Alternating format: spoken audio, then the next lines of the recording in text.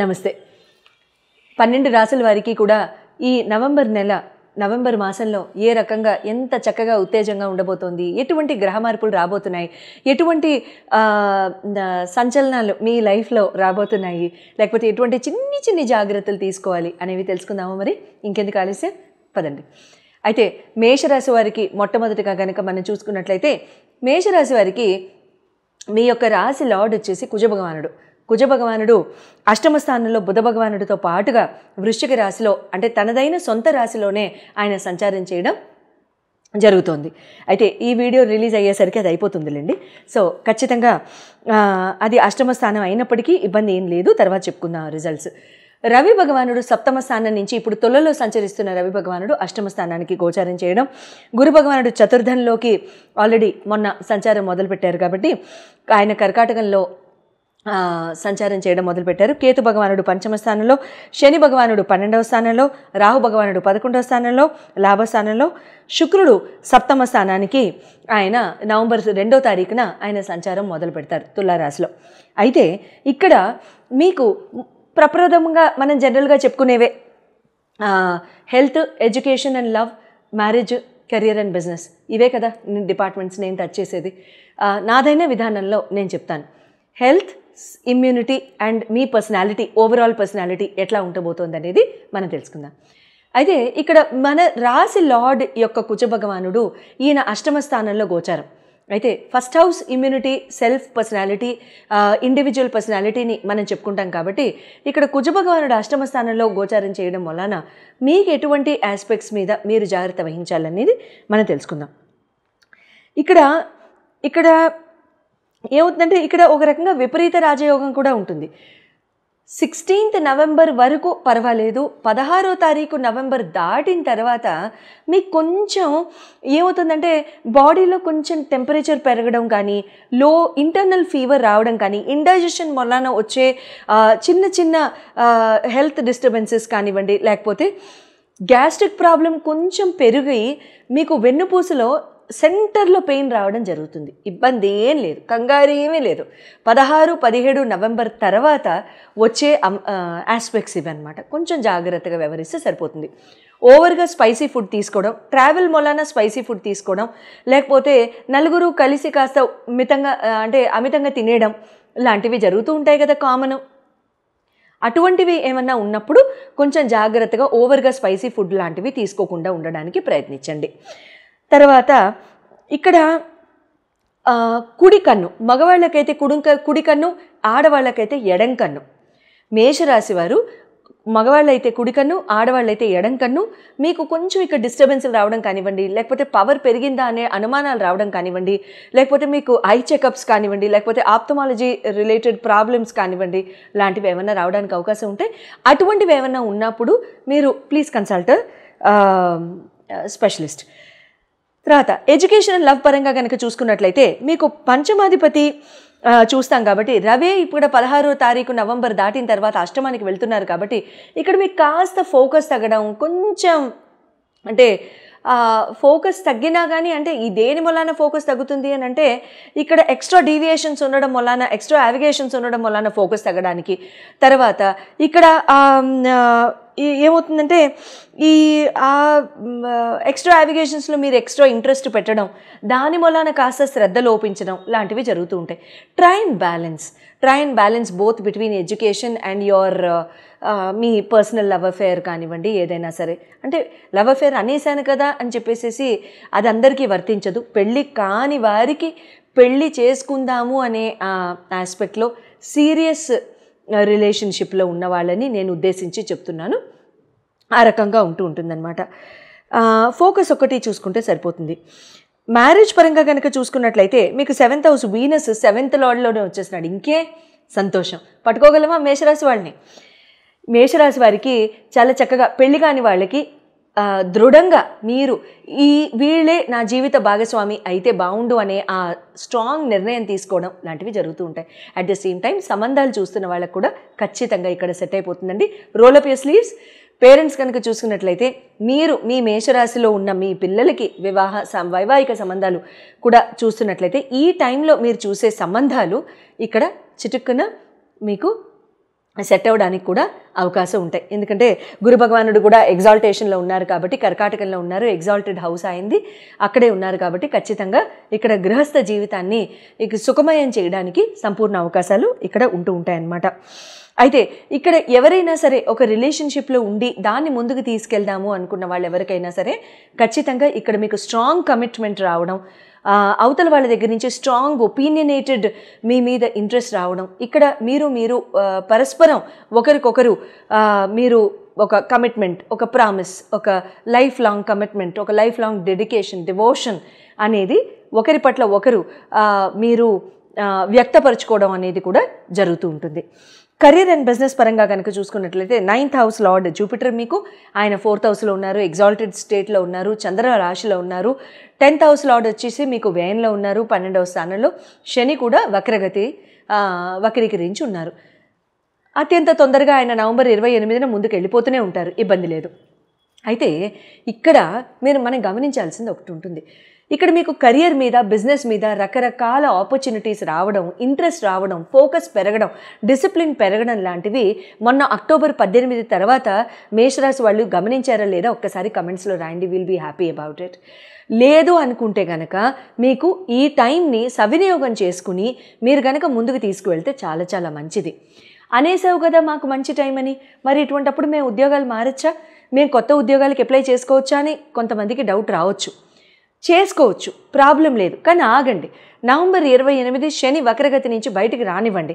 At the same time మీ జన్మకుండల్లో మీకు ఏ రకంగా results ఇచ్చే దశలు జరుగుతున్నాయి, మహాదశలు జరుగుతున్నాయి, అంతర్దశలు జరుగుతున్నాయి అనేది కూడా మనం ఇక్కడ కనుక దృఢంగా కనుక వ్యక్తిగతంగా కనుక పరిశీలించినట్లయితే అప్పుడు I will be in a better position to give you a better decision. ఇక్కడ ఏమవుతుందంటే మీకు ఇదే టైంలో కనుక గురు మహాదశలు జరగడం, అంతర్దశలు లాంటివి జరిగితే ఇంకే సోనే పే సుహాగా. లేదు, ఇదే టైంలో మీకు ఏళ్ళనాటి శని జరుగుతున్న టైంలోనే మీకు శని మహాదశ కూడా ఉంది, శని అంతర్దశ కూడా స్టార్ట్ అయింది అనుకుంటే let's think about it. At the same time Rahu మహాదశలు, రాహు అంతర్దశలు జరుగుతున్నాయి, కేతు మహాదశలు జరుగుతున్నాయి. అటువంటప్పుడు కాస్త జాగ్రత్తగా మనం ముందుకు తీసుకెళ్ళాలి. కాబట్టి ఇది స్పెసిఫిక్గా మన అందరికీ నాకొకటి ఉండొచ్చు, మీకొకటి ఉండొచ్చు. ఎందుకంటే నా డేట్ ఆఫ్ బర్త్ వేరు, మీది వేరు. సో జెనరిక్గా చెప్పేవి స్పెసిఫిక్గా అప్లై అవ్వవు, యునీక్గా మన ఓన్ హోరోస్కోప్స్కి మనం చూసుకుంటేనే, అది మీదైనా నాదైనా సరే, నాకు కూడా ఇదే న్యాయం, చూసుకుంటేనే అప్పుడే మనకి తెలుస్తుంది. ఏమండి? సో స్క్రీన్ మీద డిస్ప్లే చేయబడ్డ నంబర్స్కి మీరు కాల్ చేయొచ్చు అండ్ మా సలహా సూచనలు తీసుకోవచ్చు. జయమదది.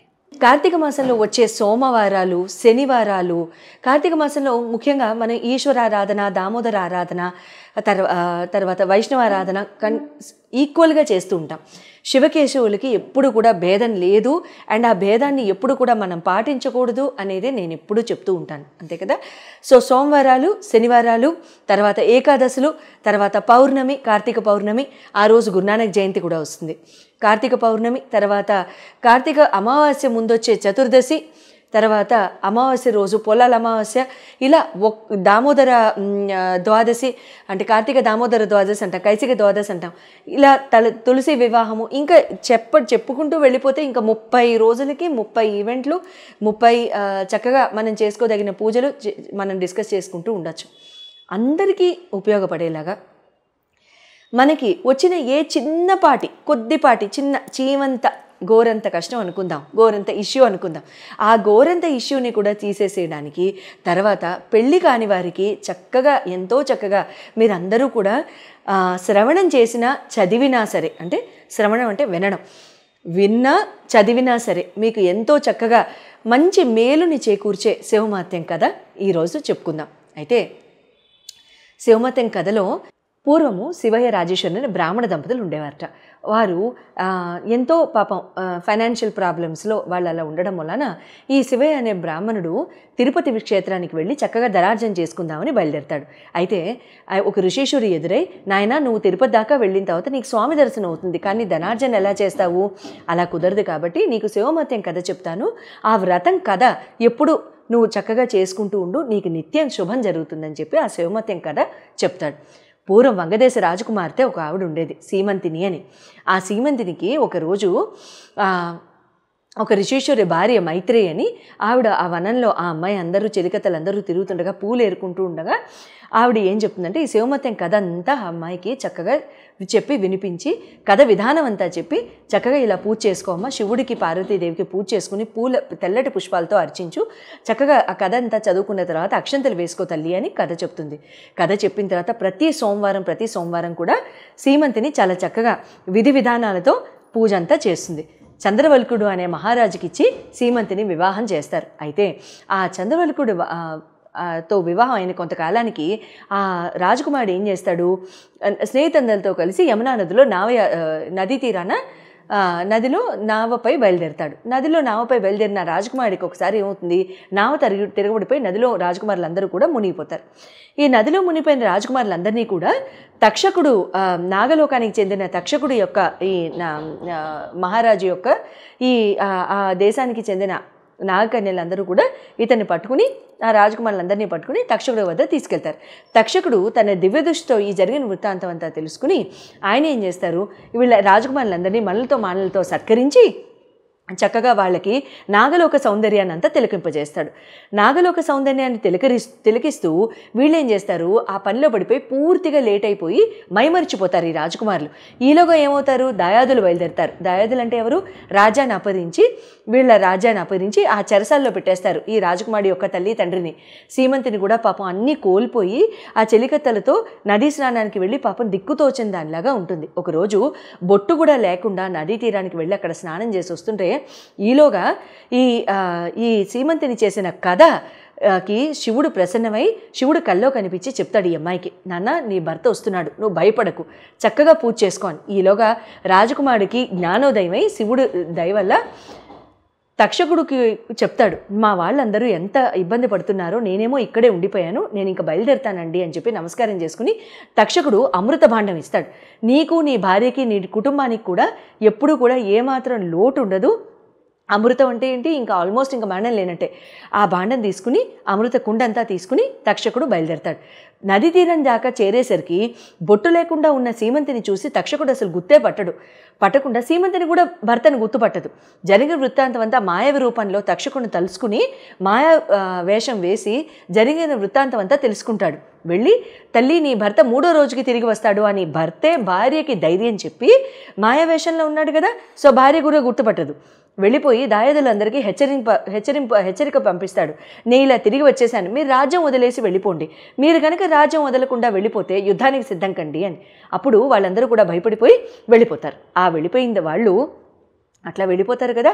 ఈలోగా చెరసాల నుంచి తల్లిదండ్రిని విడిపించుకుంటాడు. తల్లిదండ్రి ఏమంటారు, సీమంతిని చేసిన శివమత్యం కథములానే ఇదంతా ఇంత మంచి జరిగింది, లేకపోతే ఈ రాజ్యము భ్రష్టు పట్టేది, అందరం కూడా కోల్పోయే వాళ్ళం మొత్తం అని చెప్పేసి వాళ్ళు అనడం జరుగుతుంది. అప్పటి నుండి ఈ దంపతులిద్దరు కూడా నిత్యం శివమత్యం కథ చదువుకుంటూ ఎల్లవేళలా చక్కగా ఉంటూ అంత్యమున శివ సాన్నిధ్యం చేరి మోక్షాన్ని పొందుతారు. పెళ్లి కాని వాళ్ళు ఎవరైనా ఉంటే ఈ శివమత్యం కథ స్త్రీల వ్రతకథ పుస్తకాల్లో ఉంటుంది, ఆన్లైన్లో కూడా దొరకచ్చు. నేను చూడలేదు ఆన్లైన్, మీరు వెతకండి. ఒకవేళ నాకే దొరికితే కనుక నేనే మీకు PDF రూపంలో పంపించేస్తాను, డిస్క్రిప్షన్లో ఉంటుంది, చూసి డౌన్లోడ్ చేసుకోండి. కథా పుస్తకాలు మీకు కష్టం అయితే కనుక ఎల్లప్పుడూ ప్రతి సోమవారం చక్కగా ఉపవాసం ఉంటూ తలస్నానం చేసే నియమం ఏం లేదు, చేయాల్సిన అవసరం లేదు.